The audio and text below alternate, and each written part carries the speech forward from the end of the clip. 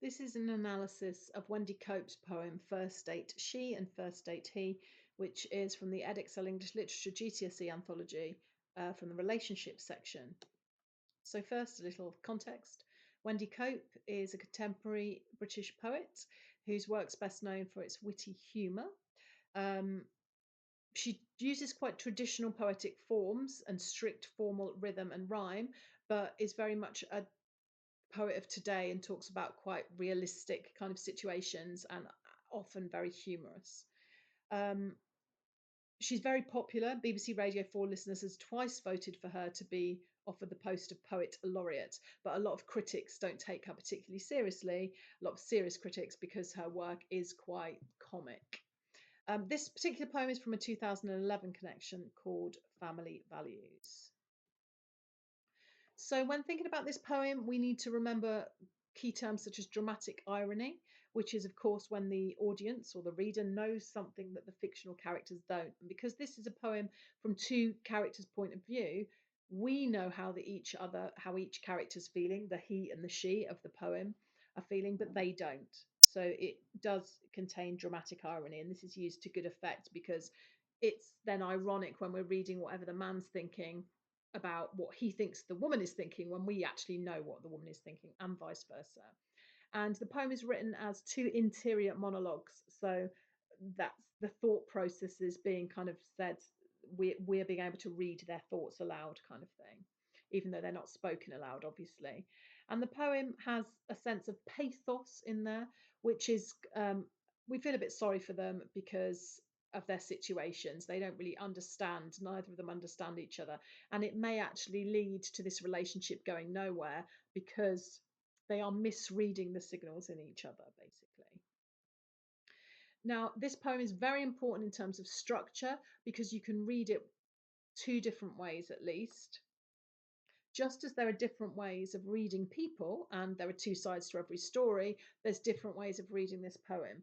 Now, in order for me to annotate it usefully, I have set it out as she and then done all the she verses, and then he and done all the he verses. But in the anthology, it's set out side by side, and you can read it across. So you can read the first stanza of she and then the first stanza of he next to each other. And that obviously immediately, I think that's the best way to read it personally, because it shows you her view, then his view, then her view, then his view. And they kind of mirror each other, but obviously show that the other person isn't quite understanding what that person's thinking or feeling. But in order to annotate it, I'm going to do it in columns. So all the she verses and all the he verses.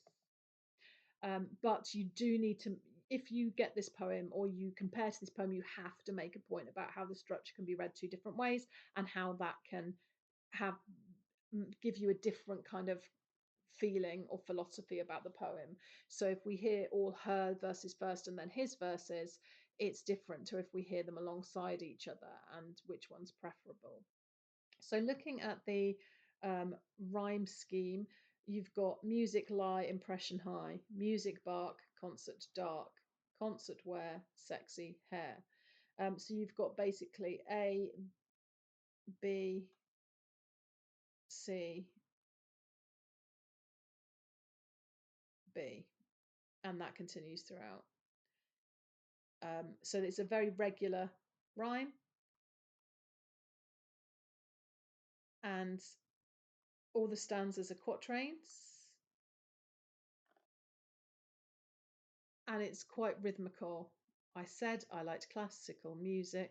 It wasn't exactly a lie. It's quite anapestal, actually.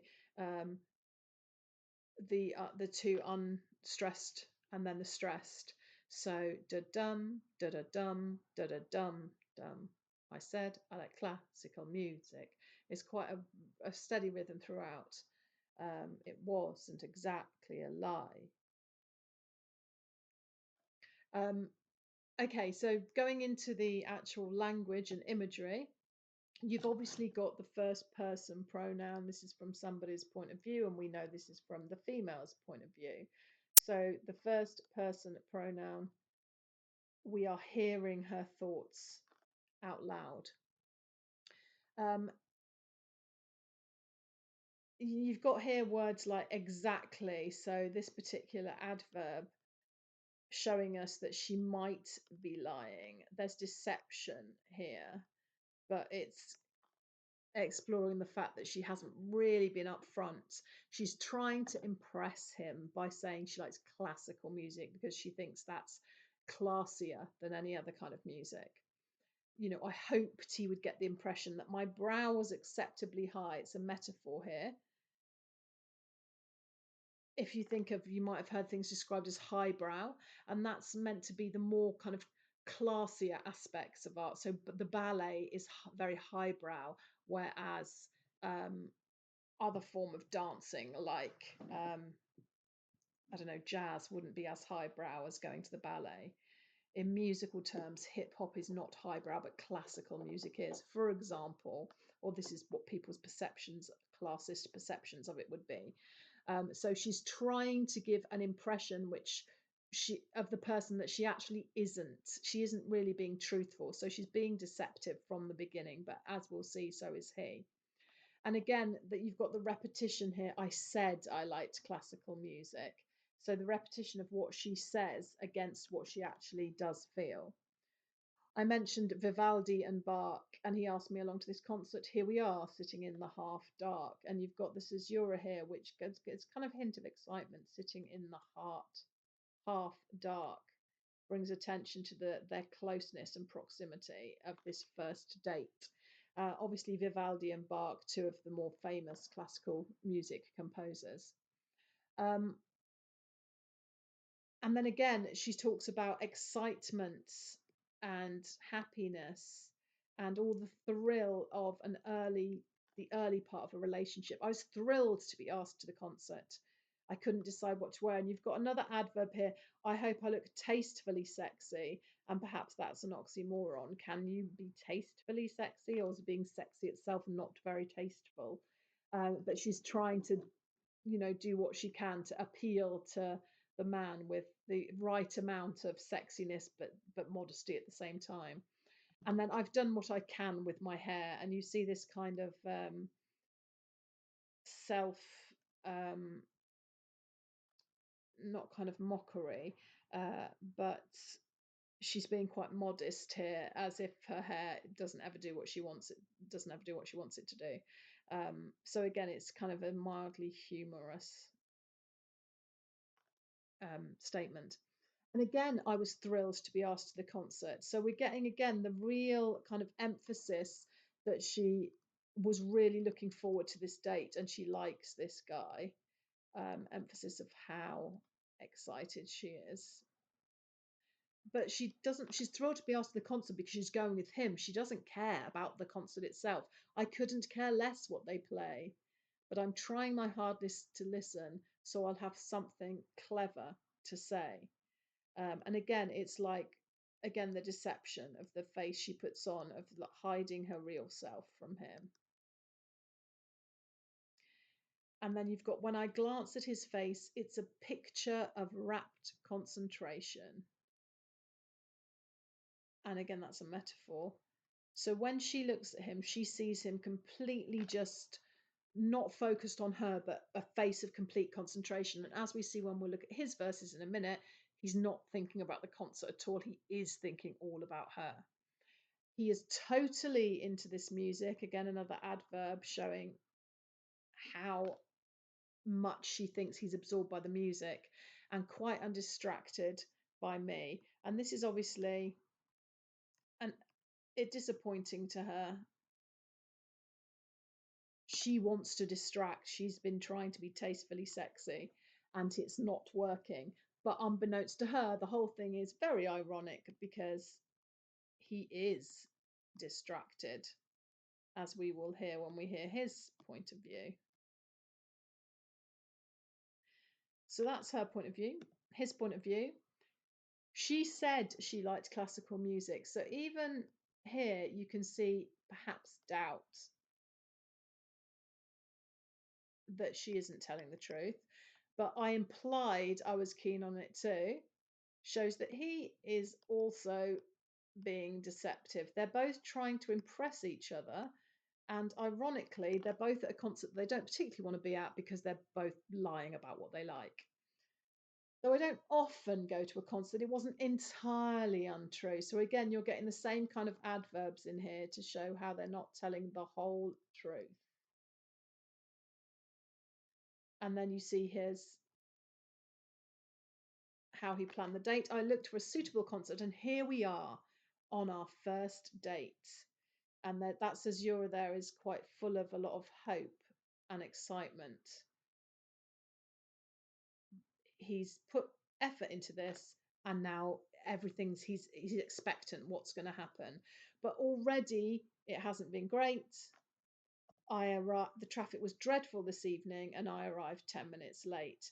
So there's already been um, disappointment in this date, or maybe a bad omen that it might not all go to plan. So we haven't had much time for talking, and I'm a bit nervous. I see she is totally lost in the music and quite undistracted by me. And this is ironic because we know that from her verse, she has also said he's totally into this music and quite distracted by me. So they both think they're thinking completely different things and not even distracted by the other, but actually they're so alike that they're almost thinking the same things. So, in fact, they're so in tune and so much kindred spirits that they are almost using exactly the same words. And this is the big tragedy that they can't see this, and it may actually be a disastrous date because they're not really telling each other the truth or showing each other who they are. And then she's worried about how she looks, but he's thinking in that dress she's very attractive, and we get this caesura here.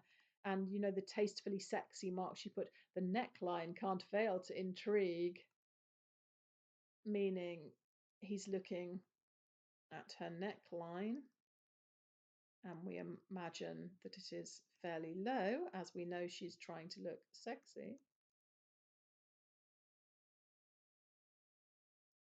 So he's very interested, and so she. But he doesn't want to seem too interested. I mustn't appear too besotted. Besotted means like obsessed. And then it's giving him some self doubt as well. Perhaps she is out of my league. Now, that's a metaphor, but it's one that we recognize. We use it all the time, of people of different levels of attraction being out of our league. So here, I mustn't appear too besotted. Perhaps she's out of my league. And she says, I hope I look tastefully sexy. I've done what I can with my hair. Um, she's worried about what she looks like. He thinks she looks amazing, but he doesn't want to look too much at her. And then he's so distracted, even though she has said, oh, he's quite undistracted by me in her verses. He's so distracted, you get this big caesura here of where are we? He's no idea where he is because he's been looking at her so much. I glance at the program, but I've put my glasses away. So he's distracted. He can't even comprehend what's going on. And then he thinks he better start paying attention or else I'll have nothing to say. So the irony is he is only undistracted by her because he's trying to buy into her ideal of what a man should be, or what he thinks she wants, which is she must be enjoying this concert. I need to look like I'm enjoying it too. Otherwise, she won't like me. But the point is, they're both sitting there not enjoying it, wondering what the other person's thinking, worrying that the other person is not interested in them. Whereas they're actually so in tune with each other that they're almost thinking exactly the same thing. So he's only undistracted because he is deceiving her, and vice versa.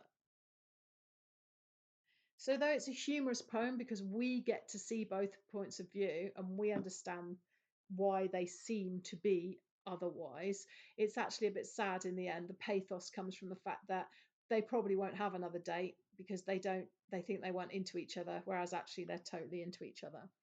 Um, so there's not loads to say in terms of imagery and things like that. There's not loads of metaphors or similes or the usual kind of poetic stuff, but there is a certain rhyme scheme. There is a regularity of rhyme and rhythm and meter. Um, there is this unusual structure in which it's like uh, her thoughts and then his thoughts, and you can talk about all of that rather than talking so much about the metaphors, etc., etc. If you're going to do this poem, I think possibly compare it to Neutral Tones, because this is the very beginning of a relationship, but still involving some deception where they don't really know what the other is thinking. And Neutral Tones is the end of a relationship involving deception where they don't really know what the other's thinking. I find this a difficult one because it's quite unlike any of the other poems in the collection, to compare to almost anything else, but you may be able to find other poems you think you could usefully compare it to.